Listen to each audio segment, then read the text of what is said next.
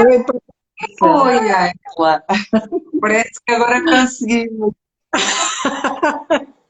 Bom, eu só espero que ninguém tenha desistido aí, né? Porque depois de tudo. É, não, mas ainda vamos a tempo. Bom, Vamos sempre lá. porque a gente já está aqui com algum atraso. Se calhar, pronto, eu sou Patrícia, mas a Angela tem aqui um percurso mais importante para falar aqui daquilo que nos traz até aqui, que é o acompanhamento no parto. A Ângela é boa, mas eu pedi à Ângela para te apresentar e para me descontar aqui um bocadinho da sua história e como é que chegou até aqui. Bom, boa noite, desculpe a confusão. O próximo a gente vai fazer pelo Zoom, que eu estou mais acostumada. Bom, então vamos lá, para encurtar a história, eu sou doula. A maioria das doulas que eu conheço foram ser doulas porque tiveram um parto violento, passaram uma má experiência e decidiram ser doula. Não é o meu caso.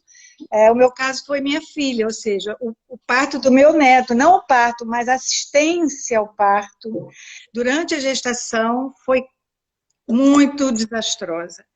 E eu não sabia o que fazer, não, na época não tinha esse conhecimento de doula, não tinha essa formação, e aí por conta disso fui fazer a formação para poder assistir, já que eu não consegui dar essa assistência à minha filha, fui fazer para que eu pudesse ajudar outras mulheres.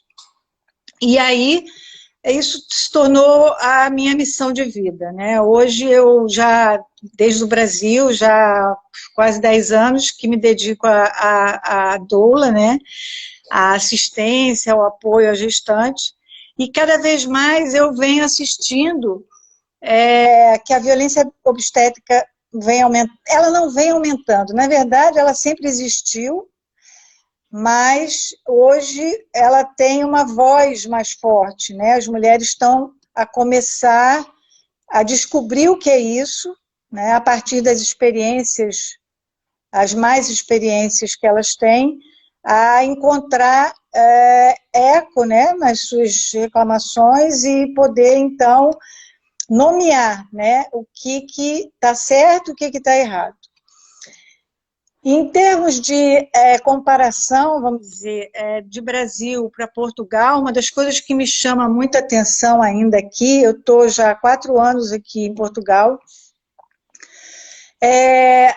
quando eu pergunto a uma mulher, né, que está gestando, eu vou conversar com ela e a abordagem dela sempre é assim: eu quero ter o filho, mas eu quero anestesia. Ela sempre fala na anestesia como primeira coisa, ou seja, o medo da dor do parto. Ela não encara o parto como uma coisa fisiológica, como uma transformação, como uma época da vida dela que ela, sabe, vai realmente tornar o feminino muito mais poderoso. Isso não, eu não encontro esse espelho aqui. Enquanto que no Brasil, a mulher, ela fala que quer uma cesariana, que ela também não quer ter dor, né? Então você vê que são respostas assim assustadoras, porque a sociedade está perdendo um pouco essa noção de que o parto é fisiológico, que a mulher vai entrar numa fase muito linda, né, de começar a sua família, que o apoio, que todo o respaldo emocional da família, isso tudo vai gerar, né, uma nova mulher madura. Isso está se perdendo completamente, e isso me assusta, né? E eu acho que é por isso que a gente vem a falar hoje, né? O tema é parto e violência obstétrica, né?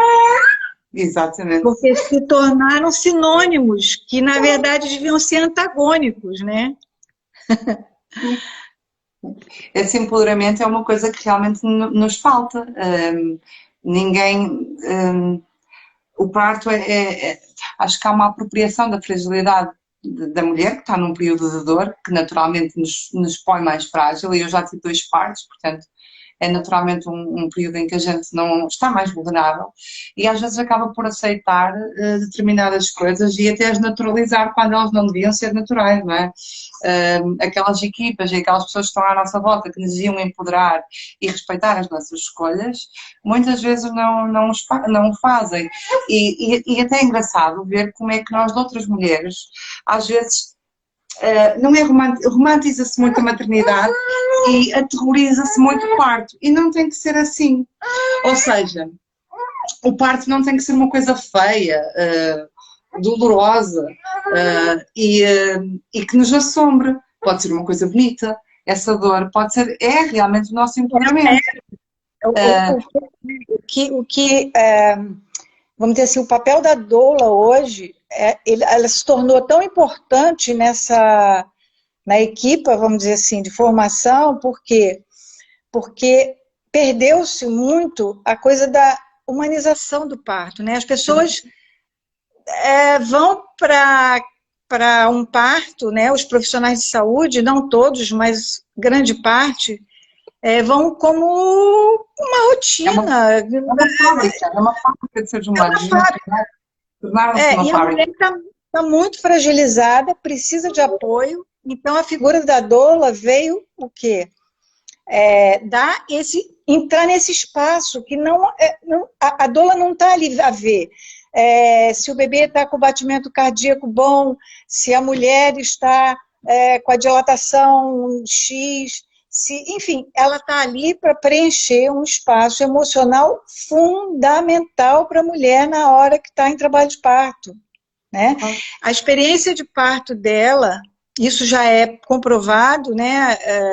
Porque a medicina baseada em evidências científicas, eu não sei quem está nos ouvindo se conhece esse termo, né? Mas dos anos 90 para cá, começou-se a ter muitas pesquisas, resultados de pesquisas que foram sendo catalogadas numa coisa que se chama, um organismo, chama Cochrane, que, vamos dizer, são pessoas da área médica que vão fazendo pesquisas randomizadas com número X de pessoas e chega-se à seguinte conclusão: esse tal procedimento ele é feito porque foi aprendido na faculdade de medicina, mas ele não surte efeito, ele é ineficaz. Então, passa-se a desprezar esse tipo de procedimento, como, por exemplo, né, a episiotomia. A episiotomia está aí, né, na bola da vez. Fala-se em episiotomia, fala-se em manobra, aqui fala Christeler, né, lá no Brasil é Christeler. São coisas que já não são práticas adotadas porque são ineficazes e trazem prejuízo para a mulher. Então, essa medicina é importante para que os médicos se atualizem, né? E a gente não vê isso. Mas está tão enraizado, sabe?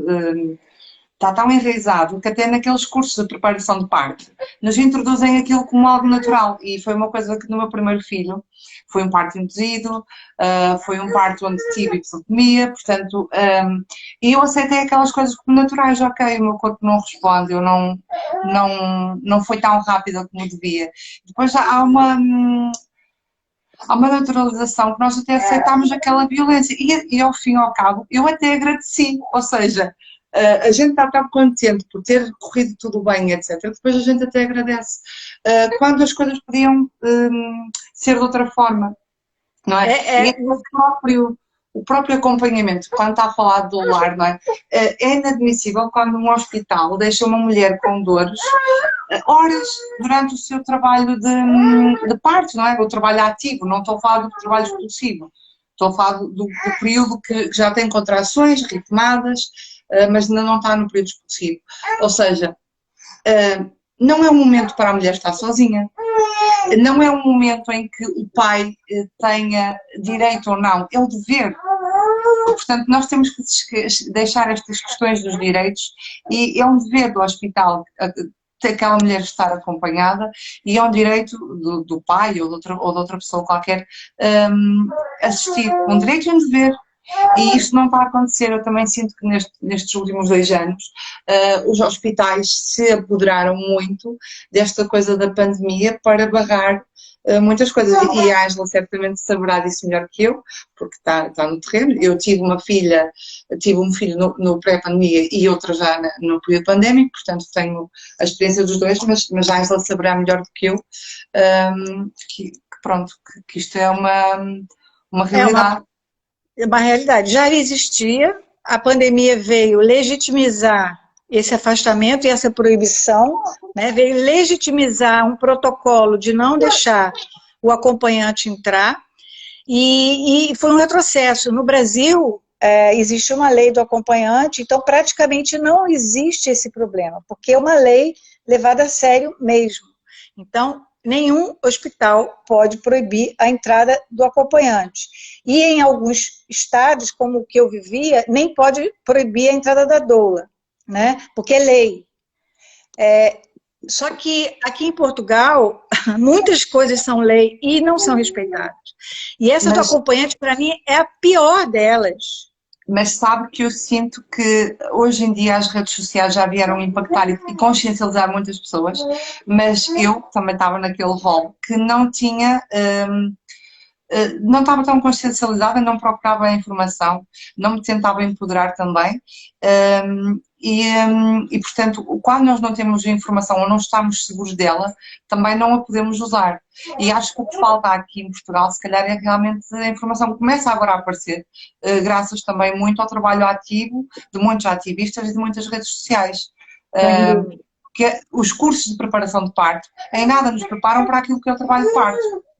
Preparam-nos para outras coisas, preparam-nos para a submissão, preparam-nos para cuidados com o bebê, mas isso é uma coisa inata que nós vamos aprender depois e o nosso corpo responderá àquilo que tiver que responder. Precisa de menos intervenções e de mais respeito.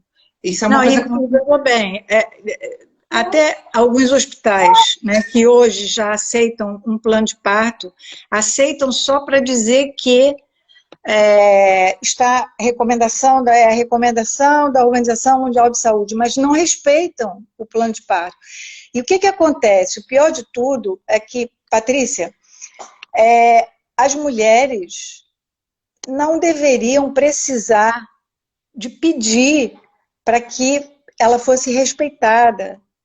Existem leis dos direitos humanos que se sobrepõem a qualquer lei do próprio país, né?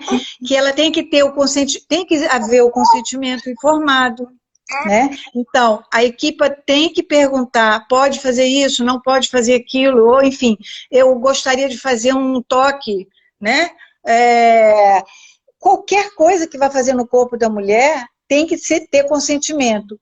Só que se a mulher não está preparada, bem preparada, e aí entra a doula, e eu digo assim, nossa, então, olha só, a pessoa precisa contratar uma doula para ela poder ter um parto humanizado, para ela poder se defender das intervenções e do tolimento mesmo, porque eu tenho relatos de parto terríveis, mas agora, não é coisa de 2 anos atrás, 1 ano atrás, é coisa da semana passada, né? São relatos muito pesados.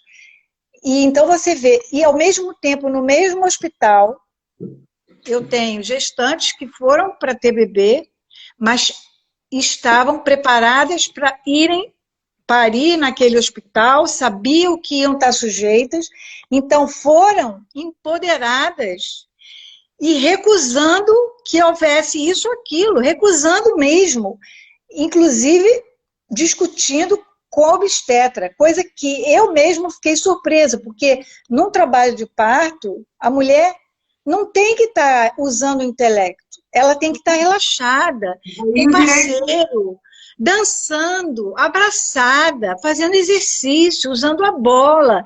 Ela tem uma série de coisas para fazer para o bebê nascer, porque... E essas coisas têm que estar com ocitocina, ou seja, tem que estar com prazer, não com a dor, não com adrenalina, né? Mas mesmo assim, você vê que difícil você ter que construir um trabalho com uma gestante para que ela possa se defender durante o trabalho de parto.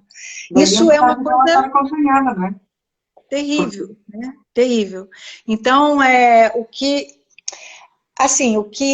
eu hoje sou ativista aqui em Portugal, mas eu não gosto desse papel, porque o parto, 99,9% dos partos que eu assisti foram lindos, lindos, maravilhosos. E no Brasil não existe anestesia oferecida no sistema público de saúde. Por isso que lá ninguém pede anestesia, só se você for para o privado. Aí no privado, quem vai pede cesariana, porque o público também não faz a cesariana se não tiver necessidade, né? Então, mas o público não oferece a analgesia peridural.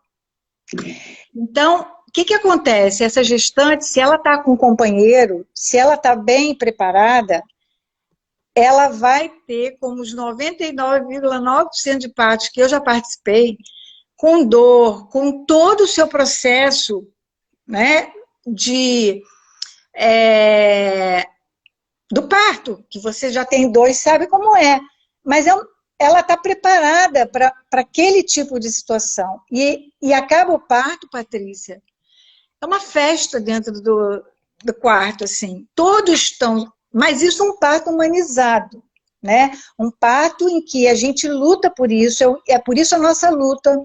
Aqui em Portugal, no Brasil a gente já está muito mais adiantado, mas da mesma forma existe violência obstétrica, já existe lei contra a violência obstétrica, mas não é penalizado. Existem as sanções, mas pena mesmo não existe, nem no Brasil, que já existe a lei. Então, a nossa luta aqui é para que esse sistema, né, do SNS, de assistência, e essa assistência ela tem que começar no pré-natal. Sim. Porque a mulher sofre já a violência obstétrica no pré-natal. Né? Sim, quando engravida parece que o corpo já não é dela, é dos outros, toda a gente lhe quer tocar, toda a gente quer comentar, toda a gente quer opinar. É inacreditável. Você sabe por que surgiu a episiotomia? Quando surgiu? Pois sim, um médico existia... os partos já tinham ido para os hospitais, né? Nos anos 70, até os anos 70, e caíram as infecções, foi uma coisa fantástica, morte da mãe, morte do bebê, foi uma resolução, assim, uma das coisas mais benéficas na época para diminuir a mortalidade infantil e da mãe, e materna. Até os anos 70. Depois disso, as mulheres começaram a questionar. Então, nos anos 80, já começaram muitos movimentos e pesquisas para descobrir o que era certo e o que era errado. Mas a episiotomia, que veio lá pelos anos 90, foi justamente vamos dizer assim, um impasse que os médicos não queriam as parteiras nos hospitais. Então, um médico, que era professor e era obstetra, ele um dia anunciou que as mulheres não tinham passagem suficiente para os bebês e que o corte da vagina ia facilitar essa passagem. A partir daí, o que ele conseguiu? Que as parteiras não pudessem mais fazer a maioria dos partos, porque se tinha que cortar, era obstetra, porque a parteira não pode fazer isso, a enfermeira obstétrica não pode fazer cesárea, não pode fazer episiotomia, nada disso, né? É um parto fisiológico. Então, você imagina, olha só como a coisa se propaga, né? Então, o empoderamento do médico em relação à mulher, ao corpo da mulher, ele simplesmente determinou que a mulher não tinha passagem para o bebê. Então, vamos cortar. Então, isso tudo vai ficando na sociedade, vai ficando impregnado, e as mulheres vão achando que elas realmente não têm condição de parir, que o parto é um ato médico, e não é, a gestação não é doença, né? vai-se para o hospital por uma questão prática de higiene, né, o ambiente hospitalar sempre traz esse conforto de assistência. Mas hoje em dia... Não é? Às vezes não temos familiares perto que nos possam amparar, não é? Depois a mulher depois precisa de toda uma rede de cuidados que o hospital fornece e que às vezes em casa nem sempre é possível. É? Mas só que, o que aconteceu? Agora do século XX, começou a mortalidade voltar. Mortalidade, aqui em Portugal, inclusive, está a aumentar a mortalidade infantil, neonatal, porque excesso de intervenções. É o parto tecnológico, né? Não é mais fisiológico. A mulher chega lá, é manipulada de todas as formas. Hoje, eu assisti uma conferência agora há pouco tempo, e eu ouvi do Ricardo Jones, que é um dos papas assim, da obstetrícia no Brasil, de uma pesquisa que diz que só 5% das mulheres têm o parto totalmente fisiológico. 95% têm um parto com intervenções. Porque aí a intervenção, ela vem desde o soro, a ocitocina, o cardiotoco, a cardiografia que faz a mulher ficar deitada com aqueles aparelhos. Tudo isso é intervenção. Né? E são intervenções que a mulher não tem coragem, por desconhecimento, ela não tem coragem, eu não quero isso. Mas é desnecessário. E mesmo que diga, falo por experiência própria, que eu rejeitei a epidural, há uma pressão enorme para que nós sigamos uma determinada conduta, para que nós façamos de uma determinada maneira. E depois estamos sempre a ouvir, você vai se arrepender, olha que não sei o quê. Ou seja, mesmo quando nós estamos convictos de que queremos um caminho, ao longo daquele caminho, claro que a dificuldade do parto vai, à medida que vai evoluindo, as dores vão aumentando. Em vez de nós termos ali alguém permanentemente connosco, alguém que respeita a nossa decisão, nós só temos o contrário. Muitas vezes um companheiro que não está preparado porque lá está, a formação que é dada ao longo dos cursos não vai no sentido de humanização, equipas médicas que colocam ainda mais pressão, portanto está tudo deturpado. E claro que, por experiência própria, o meu primeiro parto, o pós-parto foi muito difícil. Eu sentia-me morta no dia a seguir. Foram 19 horas de parto induzido. Portanto, só aí já demorou muito tempo, muita pressão, muitos toques, pronto, tudo. No dia a seguir e nos dias seguintes, o meu corpo não estava a responder completamente diferente do da Leonor, por exemplo, que me senti, parecia que nem tinha parido, estava super bem. Essas intervenções têm, de facto, impactos negativos em nós, no nosso bem-estar. Não é só nos traumas, mas também no nosso bem-estar. Depois ficam com elas. Mas aí, quando a gente fala assim, o mal é da raiz, né? Porque lá de trás, quando a mulher começa a gestar, a qualidade das informações que ela deveria ter e que os profissionais de saúde não dão, porque veja bem, Patrícia, é muito mais fácil você lidar com uma grávida com epidural deitada numa cama do que você ficar com uma grávida que vai vocalizar, vai andar, vai ter uma série de questões, né, que vão incomodar, porque a enfermeira está atendendo várias pessoas. Às vezes até aquele hospital tem déficit de enfermagem, a enfermeira tem que se desdobrar. Quer dizer, existem tantos problemas aí à volta, né? Mas nenhum deles desculpa, nenhum deles é razão para você desrespeitar uma gestante da forma que desrespeitam hoje. Né? As consequências, né, de uma experiência negativa de parto, porque veja bem, você passou 19 horas num trabalho de parto, mas se a gente for imaginar, né, porque eu hoje não consigo assim mais ouvir e ouvi uma afirmação assim, sem querer descobrir as razões. Porque, por exemplo, que horas você foi para o hospital? Te internaram logo? Fizeram algum tipo de conversa com você para entender, né, em que situação você estava de ansiedade? Porque se você chega no hospital e não está em trabalho de parto verdadeiro, você está simplesmente com contrações que parecem doloridas e tal, mas que ainda não é um trabalho de parto, e te internam, você vai ficar até 48 horas, de repente, porque você pode começar um trabalho de parto e não engrenar tão cedo. E você não precisa estar no hospital, mas se você está no hospital, a pressão é muito grande, Patrícia.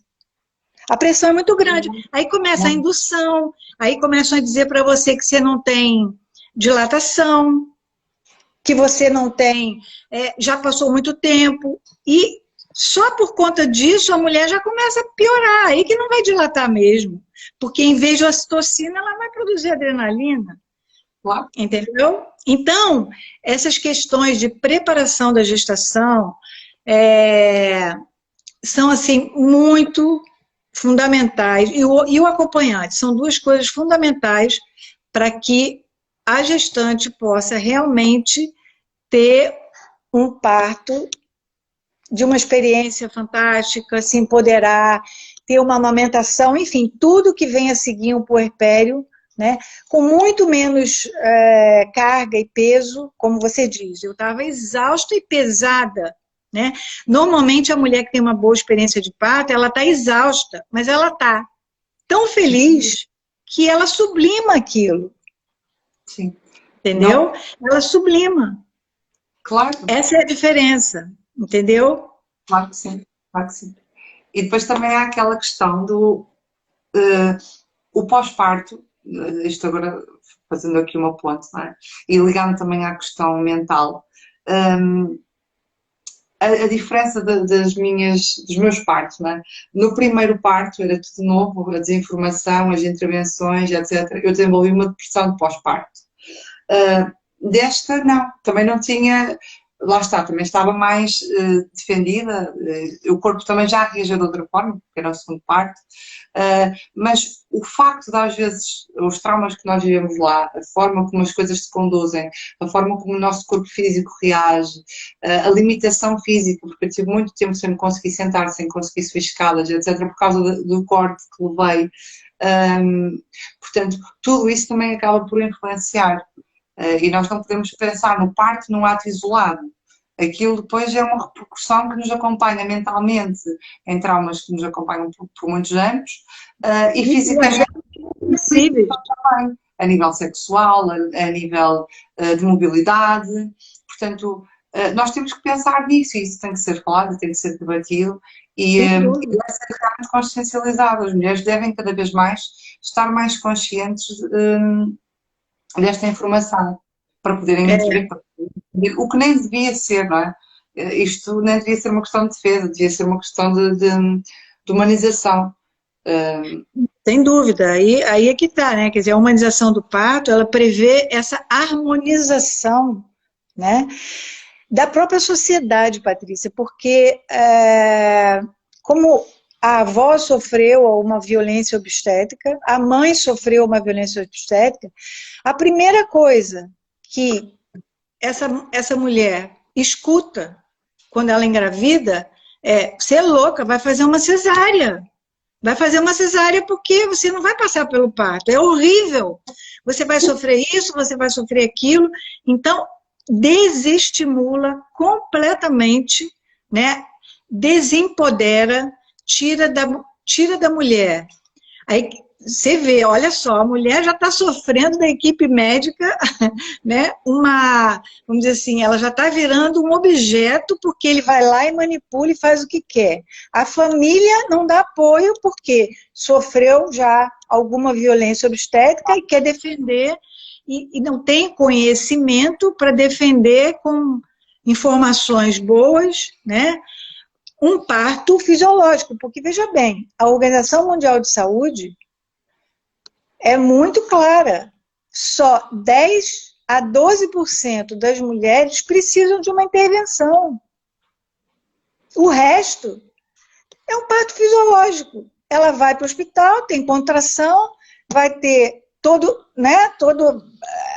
tem toda aí uma série de posições, exercícios, de coisas que ela deve fazer para que o bebê nasça mais rápido, né? Porque se ela ficar deitada, de costas, de barriga para cima, você pode ter certeza que esse parto é mais demorado. Você pode ter certeza que a dilatação não é a mesma. Então, quando diz assim para mim, ela não tinha dilatação, o parto foi muito longo e tal, eu sei que ficou deitada, tomou anestesia precocemente, porque ela pode até querer uma anestesia, e aqui as pessoas têm esse acesso.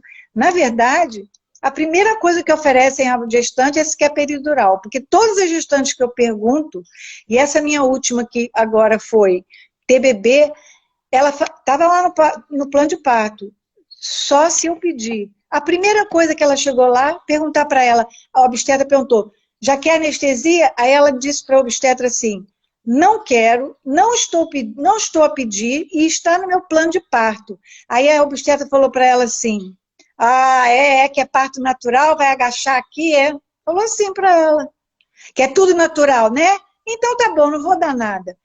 Quer dizer, isso é violência obstétrica, verbal, é coação, né? Porque ela disse que, e ela quis anestesia depois, já bem mais próximo da expulsão, e o bebê, que era primeiro filho, foram 8 horas só em casa, porque ela só foi para o hospital às 2 da manhã, as águas romperam às 10h30 da noite, e ela me ligando e eu dizia, não vai, fica em casa. Ela tinha feito curso, ela sabia disso, às 2 da manhã ela foi, às 4h30 só ela pediu anestesia, às 5h30 ela estava com o bebê pele a pele.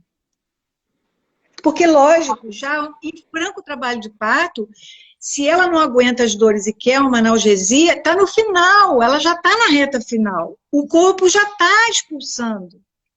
Entendeu? Então, são coisas que os médicos tinham obrigação de informar. E não de, sabe, porque se a mulher chega sabendo, eles já começam a reagir.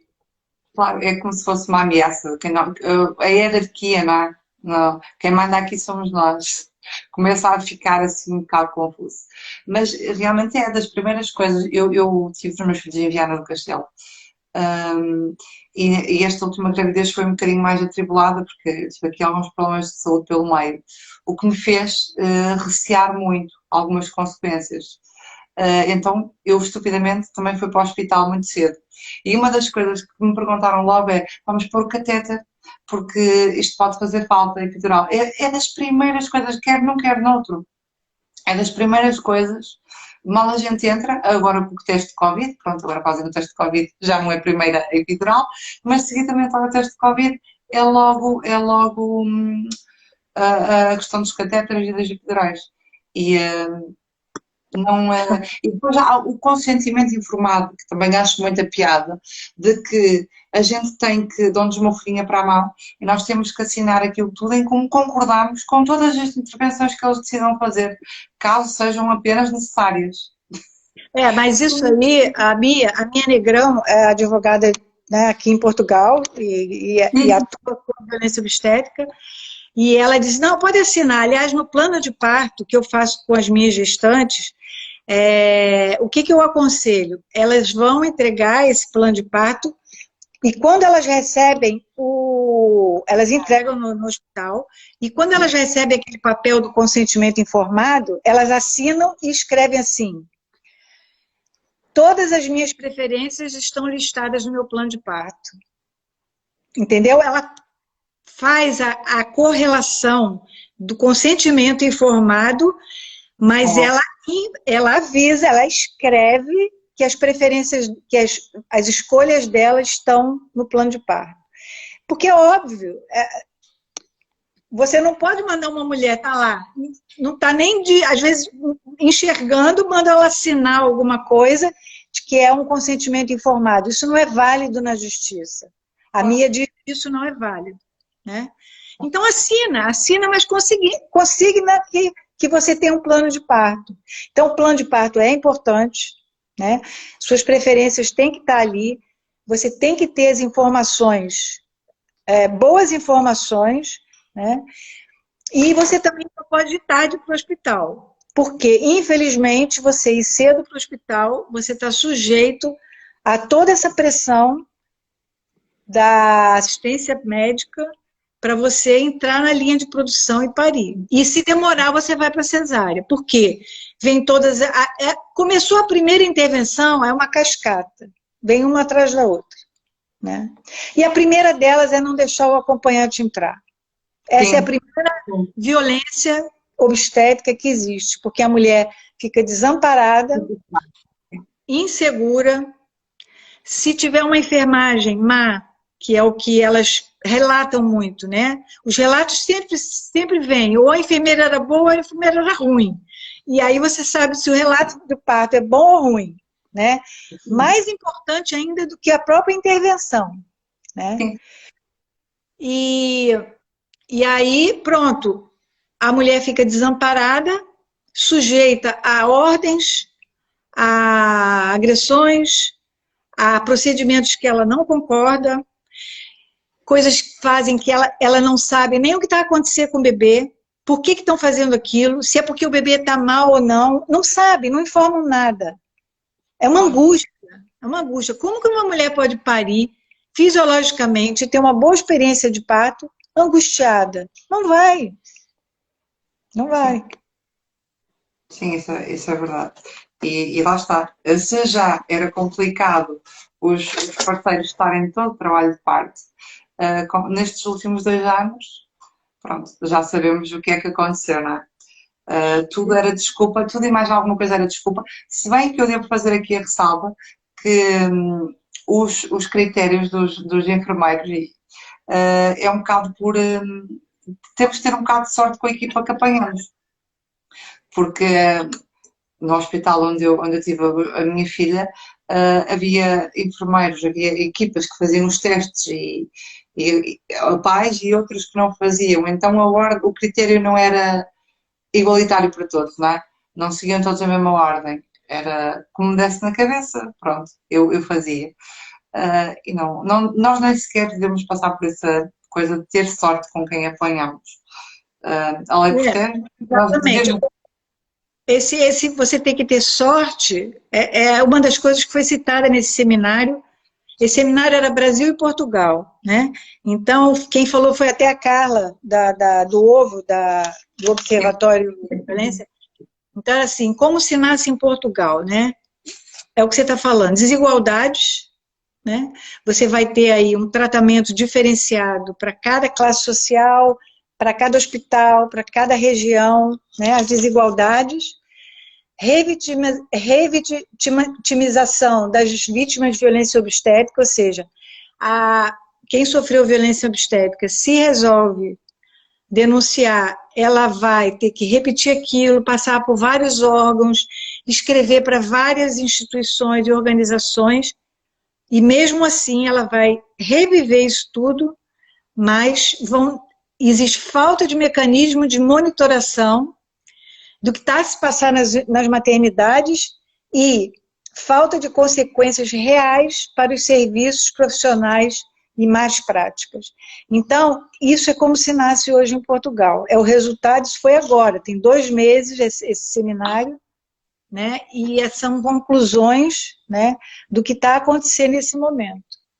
Sim, e cabe-nos a nós, não é? Eu associo-me também muito a esta causa da OVO porque tenho 2 filhos e porque também tenho uma filha, não é? Eventualmente ela um dia também irá ter filhos e nós temos realmente que quebrar esse ciclo agora. É hora de quebrar. Quando falam do fecho do SNS, de um dos melhores hospitais a nível do Norte, quando querem tirar esta rede de proximidade, de fechar maternidades, quando eu penso que deviam era fazer o contrário, abrir mais pequenas unidades, aliás, que é o que o manifesto também propõe, não é? Casas de parto. Exatamente, quando nós estamos a assistir a um crescendo de partos domiciliares, e isto ainda faz muita confusão na cabeça de algumas pessoas, o que não devia fazer, porque se voltarmos ao mesmo, se o parto é uma coisa natural, não tem porquê ser hospitalar, o hospitalar é só mesmo em último recurso. Portanto, não sei até que ponto é que nós estamos a evoluir ou a regredir. Eu penso que Portugal neste momento está exatamente a regredir, porque, ok, a violência obstétrica é, é muito antiga. Eu lembro-me da minha avó, da minha mãe falarem sobre ela. Eu lembro-me da minha mãe narrar o meu parto, que foi muito doloroso, muito demorado, que teve as ventosas, portanto, uma série de coisas. E isso continua a existir. Sim. Agora, somarmos a isso, a essas histórias ainda, uma quebra do Estado com o apoio à mulher ao nascer, quando uma das coisas que o governo diz é que quer o aumento da natalidade, que quer promover e apoiar as famílias, como é que se faz isto? Como é que se faz uma política deste termo de apoio às famílias, de apoio à natalidade, quando a natalidade começa na gestação e começa no parir, são as primeiras coisas, e isso não há aqui apoios, não é? Não, as mulheres não estão querendo ter o Há uma segundo filho, inferiorização. Patrícia. Há uma Não querem inferiorização. ter o segundo filho. Exatamente, porque tem partos tão desumanos que dizem, eu não quero mais filho. E eu já, assim, eu tinha uma roda de conversa aqui e eu convidava as mulheres que já tinham parido e elas falavam, eu não vou mais ter filho. Todas tinham tido violência obstétrica e diziam, eu não passo mais por isso. Nem mesmo se for para um hospital particular, para cesárea, não querem. O trauma é tão forte e esse trauma fica, e ele fica. Às vezes a pessoa tem que fazer tratamento mesmo, porque é um trauma muito forte, né? É uma violência, né? Num momento muito especial da mulher que ela não se esquece. E único, porque a gente pode ter vários filhos, eu já tenho dois, e os partos são completamente diferentes. São irrepetíveis, ambos são completamente irrepetíveis, não dá para voltar atrás. E únicos é aquele momento. E está-me aqui a Liliana não, a Cristiana está-me aqui a falar que, por exemplo, a França e a Suíça têm doulas, ou seja, as grávidas são acompanhadas durante toda a gestação por uma doula. E E ela lá no até diz Brasil também. No Brasil, o médico só entra no momento do nascimento. Ok, pois isto é ótimo. É o que nós não temos em Portugal. Nós em Portugal temos consultas médicas no centro de saúde, onde se mede a tensão, o peso, há uma escala se nós estamos a evoluir ou não, mas uma coisa que falta é que nunca ninguém pergunta à grávida, pelo menos a mim nunca ninguém me perguntou, como é que ela está emocionalmente. Não é? Como é você sabe que que uma das perguntas mais importantes que você tem que fazer é sobre exatamente a vida sexual dela no sentido de harmonização, né? Aquele filho como foi concebido, porque tudo isso entra no emocional. claro, claro que Isso é sim. fundamental, pegar os medos, perguntar, você tem medo da dor, por quê? Quais são os seus limites para a dor? Claro que Né? sim. Entender quais são os limites, trabalhar isso durante a gestação, isso é fundamental, isso é o papel da doula, ela é formada para isso. Só que, Patrícia, lá no Brasil, eu cheguei a formar doulas voluntárias dentro de hospital público, eu aqui fui no Hospital de Viana, me oferecer para fazer um projeto lá, eu fui no Centro de Saúde aqui, de Ponte de Lima, me oferecer para fazer um trabalho lá. Fecharam a Portas porta. abertas? Não, portas fechadas. Mas, Não, mas aí que eu digo, então se a gente não vai à rua, que nem a Ovo está fazendo agora, se manifesta, briga e reclama, e se as mulheres não fazem isso, os médicos e a classe médica não vai fazer. claro, eu acho que tocou num ponto essencial, que é nós não podemos estar à espera que isto venha da hierarquia. Ou seja, temos que ser nós a reivindicar. É um pouco como nas escolas, eu falo muitas vezes com outras amigas minhas que são mães. Nós não podemos estar à espera que a escola mude. Nós temos que, nós pais, nos associar e exigir a mudança ou criá-la.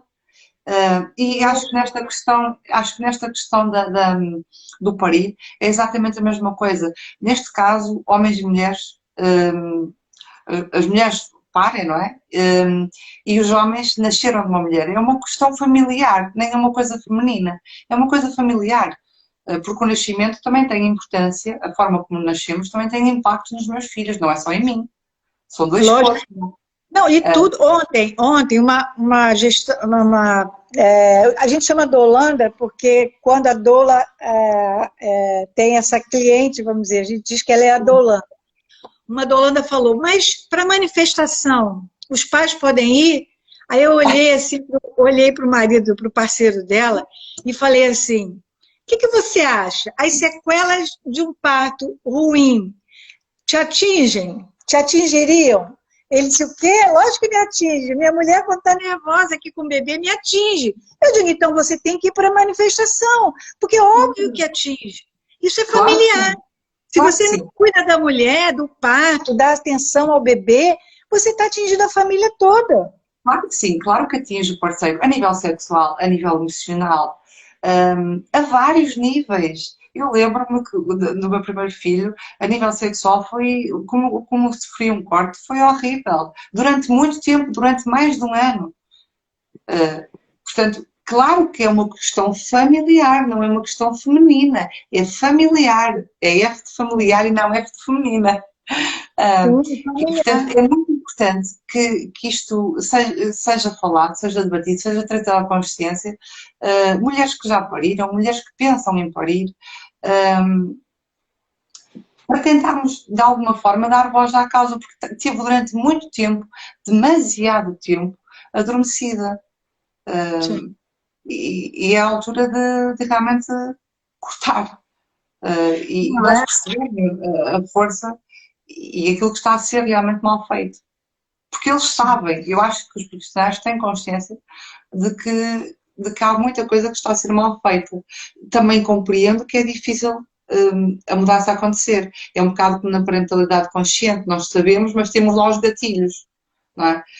Eu sei que não devo bater no meu filho, eu sei que não devo carregar no meu filho, eu sei que ele é uma criança, eu sei que sou adulto, mas os gatilhos estão lá. E quando nós repetimos uma coisa muitas vezes, acaba por ser mecânico. Nós temos que fazer um esforço muito grande para reverter. Mas eu acho que é possível. Começar por pequenas mudanças, mas que elas aconteçam. E a primeira mudança é exatamente com as contestações, né, Patrícia? Porque do momento que você aceita, porque você vê, o governo de Portugal, a Ordem dos Médicos, se nega a admitir que existe violência obstétrica. Como que pode? Aí você vai, né, como ovo, vai averiguar e diz, tá, chegaram sim as queixas, mas num outro departamento que não passaram, mas negar que tem violência obstétrica e negam categoricamente. E aí você diz assim, mas por que não acatam nos protocolos as recomendações, né, da Organização Mundial de Saúde? Se eu vi a entrevista, né, com o presidente lá da Ordem dos Médicos, aí, por exemplo, a episiotomia e a manobra de Christeler, aí ele diz, não, nós estamos aos poucos, nós temos que conseguir aos poucos ir mudando nos hospitais. Como aos poucos? Tem que dar uma ordem, acabou. Lei é lei. A lei do acompanhante também, né? Já existe a lei aqui. Então, tem que ir aos poucos. Tem que ser e tem que ser. Claro que é muito mais fácil para a equipa médica ter menos pessoas, não é? Porque a mulher está frágil e eles conseguem manipular de forma mais fácil. Claro que isso lhes é muito vantajoso. Olha, eu sei dizer que a humanização do nascimento, a harmonização de toda a cena, né, de toda a gestação, isso tudo vai influenciar na saúde do bebê e na saúde da mãe, né, no puerpério e no resto da vida, né? Então, existem sensações que o bebê sente na barriga, sente durante o trabalho de parto, que são únicas e que vão ficar registradas. São registros, né? Registros que não vão sumir. Então, as mulheres têm que saber, já que elas é que têm esse processo gestacional, né? Os homens ouvem, intelectualmente podem compreender, mas as mulheres é que passam, né, por essas sensações nas suas células, nos seus pensamentos, passam diretamente para o bebê, né? A voz dela, a ansiedade, tudo isso passa para o bebê. Então, uma gestação leve, com caminhadas, com meditação, com boa alimentação, com boas informações, né? Fugir daquelas, sabe? Fugir daqueles mitos todos, daquela vizinha que vem e fala um monte de coisa horrível. Fujam, fujam. Vão ser amigas depois que o neném nascer, porque isso vai fazer mal ao bebê. É simples assim, faz mal ao bebê. Causa uma sensação tão ruim para a mãe, uma ansiedade e uma depressão tão ruim, que ela não pode aceitar isso. Ela tem que procurar fugir dessas situações para que o parto chegue ao parto de uma forma leve e feliz, e acreditando no seu corpo. Acreditar que ela pode parir. Mas sabe, Ângela, eu estava aqui a ouvi-la, estava a pensar numa questão, não sei como é que é no Brasil, se bem que nós chegamos muita informação do Brasil, muitas telenovelas e etc. Mas por acaso acho que há aqui uma diferença, já há muito tempo que não vejo assim televisão com algum cuidado, mas até a própria comunicação social através de filmes e etc., da forma que nos passam o parto, não é? E que tempo de antena é que dão ao contraditório daquilo que vem afirmar a violência obstétrica. Eu passei há pouco uma reportagem, mas lembro-me quando, às vezes, e não são muitas as vezes que isto acontece, mas quando por vezes vai alguém falar de parto domiciliar, é completamente abafado. A crítica na rede social é enorme. A crítica pelos apresentadores, que deviam ser neutros, está lá. Creio que também porque eles estão desinformados e porque também tiveram outras experiências, neste caso mulheres, não é? Já assisti uma mulher a mediar conversas deste tipo.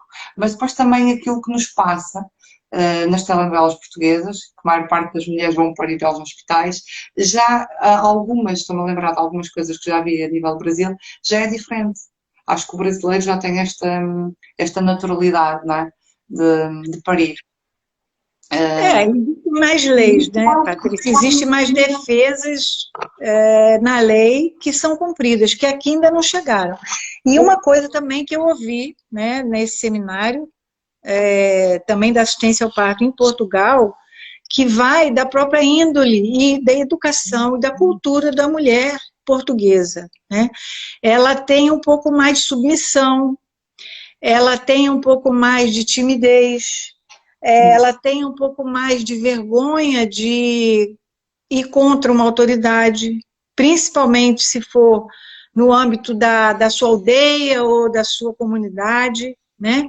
O que vão dizer? Então, ela vai sofrer calada, ela não vai denunciar, ela vai acatar o médico, porque o médico é o médico de família, é o médico que já foi da mãe.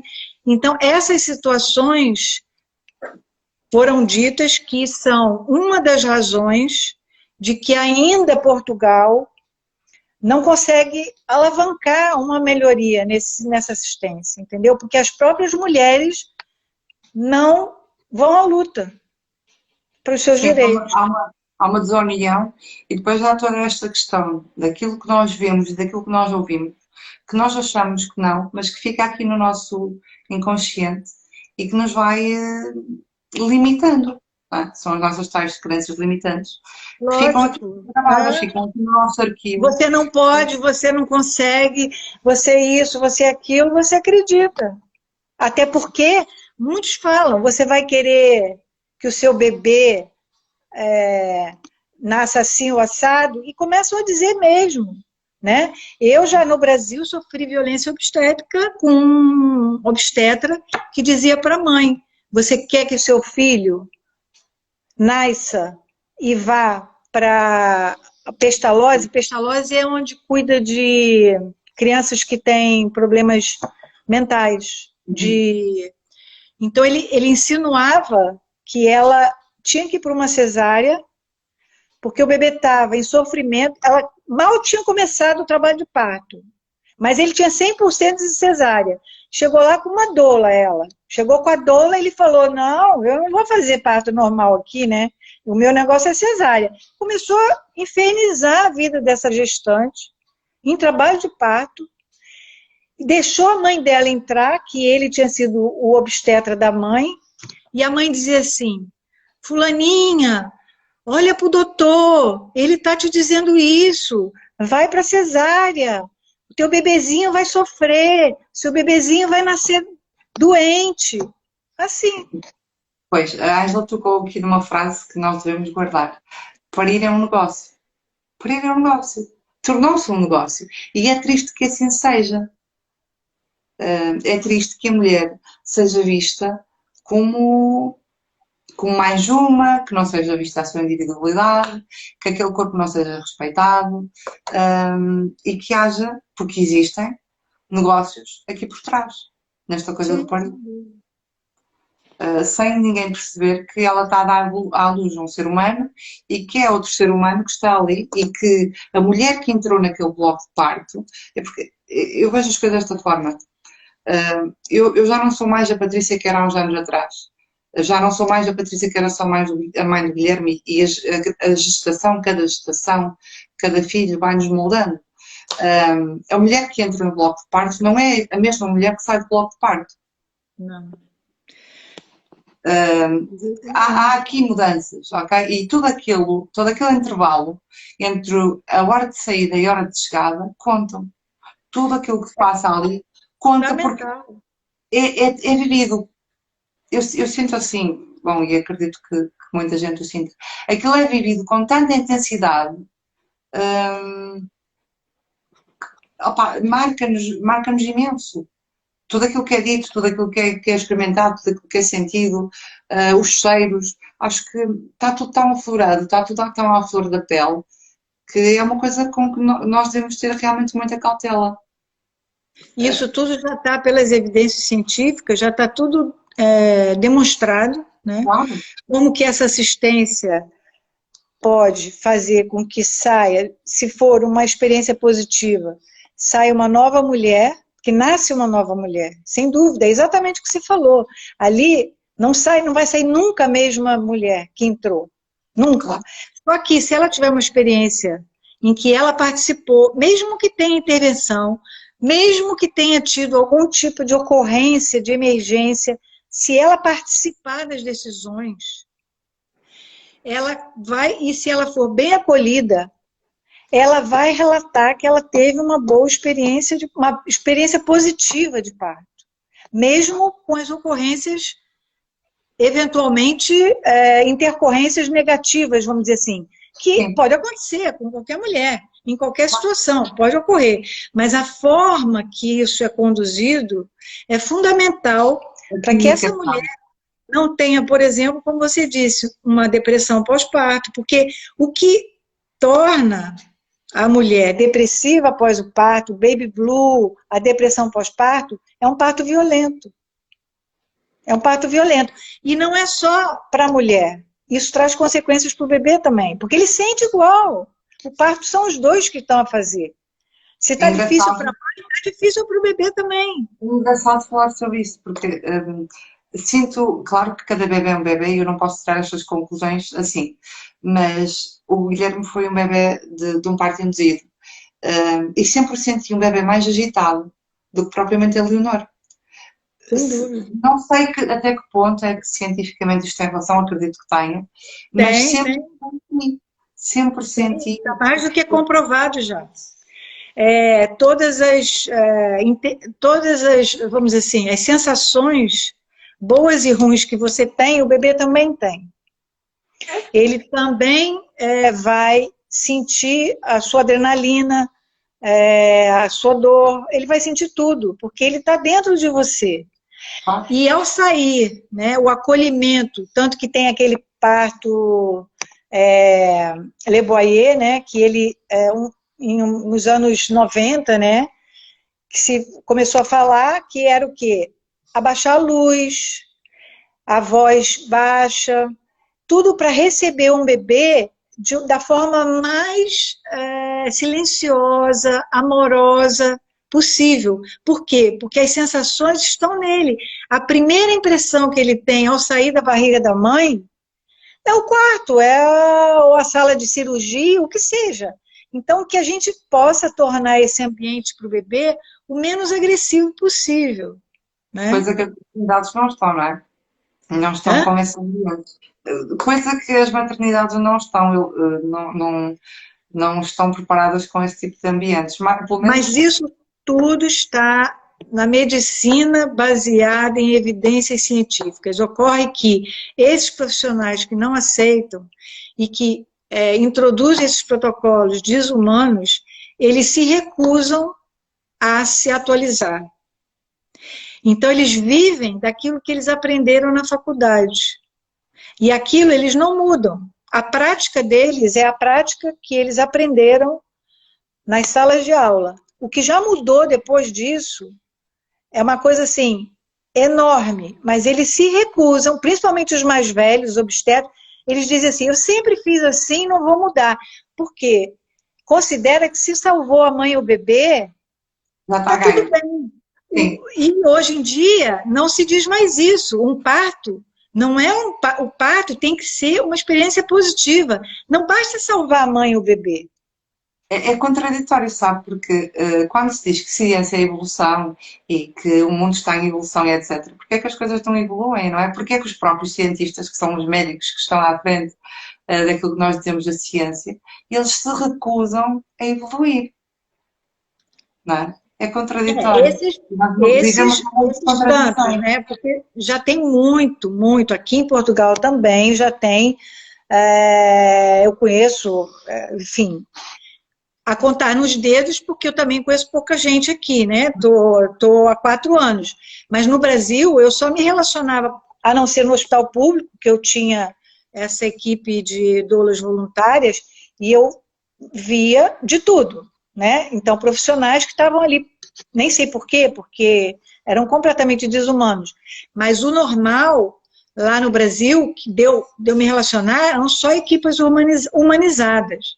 Então, você não via isso. Eram pessoas totalmente atualizadas com a medicina baseada em evidências científicas, acolhendo as escolhas da mulher, um pré-natal super harmônico, enfim.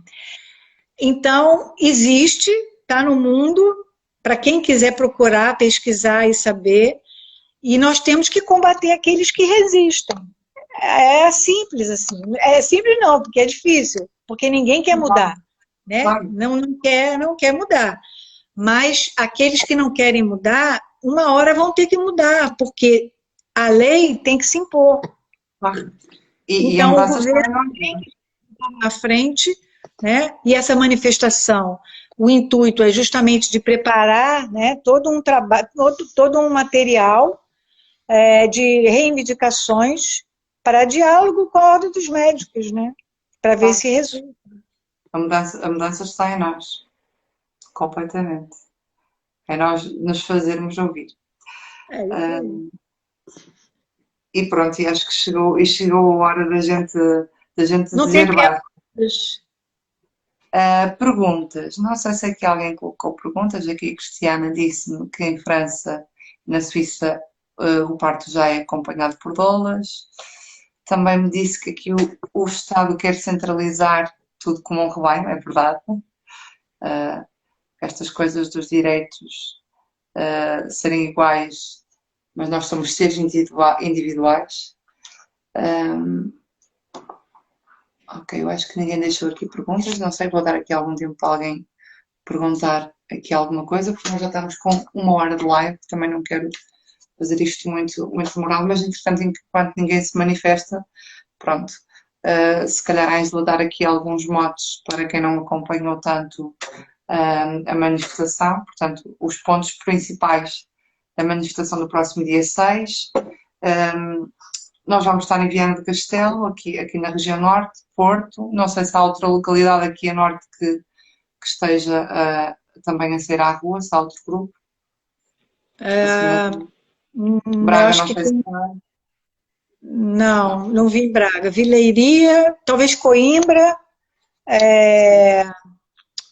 lá no sul, né? Faro, Algarve, Sim, Lisboa. E nós aqui, né? Então, nós vamos ver aqui. se Vamos ver se dia 6 estamos lá reunidas. Quem quiser levar cartaz com reivindicações, enfim, palavras de ordem que a gente possa pressionar, né? Porque é nosso direito, o corpo da mulher é sagrado, o parto é fisiológico, a mulher sabe parir, se fosse assim, a humanidade já tinha terminado. Desde no século XX é que as coisas começaram a complicar, porque os médicos conseguiram chegar na frente e abafaram todo o trabalho das enfermeiras obstétricas, das parteiras, e com isso quem saiu perdendo foram as mães e os bebês. Mãezinhas, bater na porta. Não se esqueçam que as escolhas de vocês estão diretamente ligadas à saúde do bebê. Não é só para você, que você não quer ter dor, que você é isso, que você é aquilo. Toda intervenção tem consequências para a mãe e para o bebê. Todas. Então, e esta consciência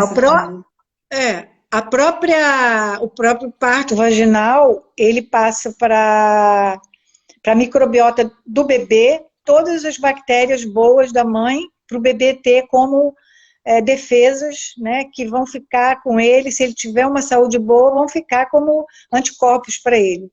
Então, tudo na natureza é pensado minimamente perfeito. E o que acontece? A tecnologia, o parto mecanizado, toda essa cultura, né, de que a mulher não sabe parir, que só os médicos que sabem fazer os procedimentos, que a gravidez virou uma doença, não aceitem, porque isso tudo só veio piorar a assistência. Estamos voltando a assistir mais mortalidade materna e neonatal. Então, temos que dar um basta nisso. Exatamente. Meu corpo, minhas regras. Tá? É muito por aí. E eu, como doula, fico aqui, me coloco à disposição. A Patrícia tem os meus contatos, independente de qualquer contrato individual com alguma mulher. Eu estou aqui para orientar, para dar conselho, para dar dicas. É uma missão, é uma coisa que eu amo fazer e me disponibilizo para vocês. Muito obrigada, Aisla. Eu acho que aqui ninguém deixou perguntas. Há aqui muitas reações, mas assim ninguém deixou perguntas, portanto vamos só deixar aqui o convite. Agradeço a todas as pessoas que estiveram aqui a assistir, o nosso muito obrigada, e esperamos que venham à manifestação na cidade mais próxima da vossa área geográfica e que convidem outras pessoas e essas mais outras, portanto parecemos muitos e para realmente conseguirmos fazer a mudança por nós, pelos nossos filhos, pelos nossos netos, porque parir é a continuação da vida e é a única forma de vir ao mundo, não há outra. Leve a família toda, a vovó, vovô, papai, mamãe, todo mundo. Todo mundo precisa passar no exame. É uma cura também, isto é uma cura, é também curarmos aquelas nossas feridas lá do passado.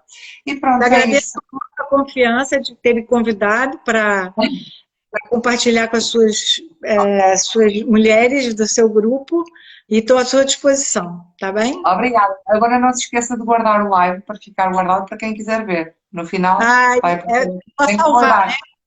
Sim, está na sua página para depois quem quiser ver. Está bem? Está bem, então, Patrícia. Bons ensinamentos para tirar daqui. Um beijinho a todos. Boa noite. Tchau.